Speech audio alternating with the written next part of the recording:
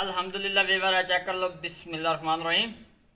इस तरह तुसी करना है इनू ते ए चेक कर लो अल्हम्दुलिल्लाह अल्हम्दुलिल्लाह जी रहमान रहीम। अस्सलाम वालेकुम, उम्मीद करें तुम सारे ठीक हो।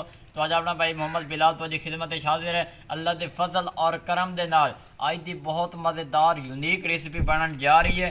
तो आज टाइम वेस्ट बिल्कुल नहीं करेंगे, तो सिंपल और आसान लफ्ज़ दस दें।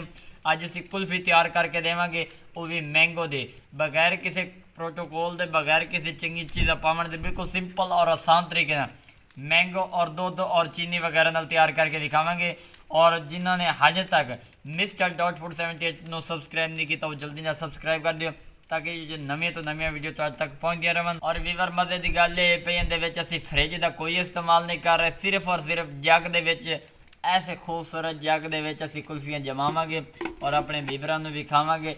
इस जमावन तो पहले मटीरियल साडा अवेलेबल है आइस यानी कि बर्फ़ और 1 कप चीनी का, उस तो बाद खूबसूरत जे अंब और 1 कप साडे कोल दुध अवेलेबल है पिया ते ए खूबसूरत जग ही पिया। इंशाल्लाह इन्हां चीज़ों के नाल तैयार करके दिखावांगे। तो अजा टाइम वेस्ट नहीं करांगे, वीडियो शुरू करते पे बिस्मिल्लाह रहमान रहीम। आ खूबसूरत मैंगो दे असीं उत्ते छिलके जिहड़े ने ये उतार लवांगे और सिर्फ 2 चीज़ों नाल तैयार करके देवांगे। कुल्फी जमेगी और वो भी जग दे विच।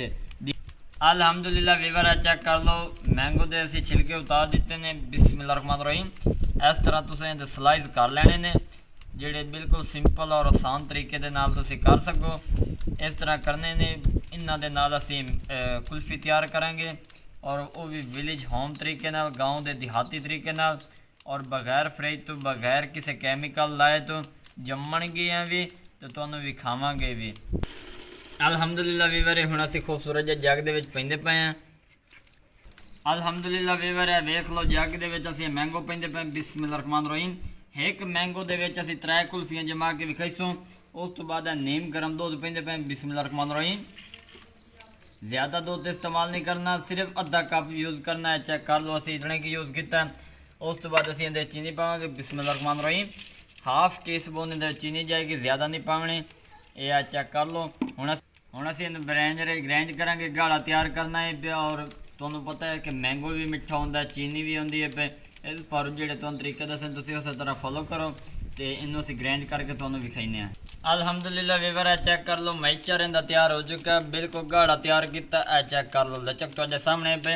हुण असीं इन्हां बोतलों दे विच भरांगे बिस्मिल्लाह रहमान रहीम। अल्हम्दुलिल्लाह अल्हम्दुलिल्लाह वीवर है चेक कर लो, इहदी लचक इस तरह होनी चाहिए है, यानी कि गाढ़ा होना चाहिए। बिस्मिल्लाह रहमान रहीम। विलेज होम तरीके नाल बना के विखावांगे। तो जनाब चैनल में सबसक्राइब लाइक शेयर जरूर कर दियो ताकि जो नवी तो नवी वीडियो तो तक पहुँचती रहें। अल्हम्दुलिल्लाह वीवर चेक कर लो साड़ियाँ फुल हो चुकी ने। हुण असीं इस खाली जग दे विच इन्हां नूं इस तरह रखना है बिस्मिल्लाह रहमान रहीम। एक नवे तरीके नाल तुहानूं बना के विखाइंदे पए हैं ताकि इन्हां दी जिन्नी देर च असीं इहदे बर्फ़ और नमक रखेने आ वो जैकदस्ती मार जाता है, जिनकी वजह नाल ना कुल्फियाँ कदी कदी थोड़ी जी ना नॉर्मल हो जांदियां ने। लेकिन असीं ये जिहड़ा फार्मूला दस रहे हैं तुसीं इस तरह फॉलो करें, इंशाल्लाह मज़ा आएगा। हुण असीं बर्फ़ पावांगे बिस्मिल्लाह रहमान रहीम। चेक कर लो वीवर चेक कर लो, इहदे विच असीं नमक भरेंदे पे हैं। ए वेखो इस तरह तुसीं नमक भरना इहदे विच, वो भर के नाल उत्तों बर्फ़ के रोड़े पाने ने इस तरह बिस्मिल्लाह रहमान रहीम। ये एक साइड असीं इहदी फुल करेंदे पे, फिर दूजी साइड शुरू करे सो। इस तरह तुसीं बने सो इंशाल्लाह तुहाडी कुल्फी भी बनेगी और बिल्कुल आसान तरीके नाल मैंगो दे नाल विलेज होम तरीके नाल। ये वेख लो ये फाइनली लोग तुहाडे सामने पे एक किस्म दे फुल इंदा किते खलोते हैं। ये वेख लो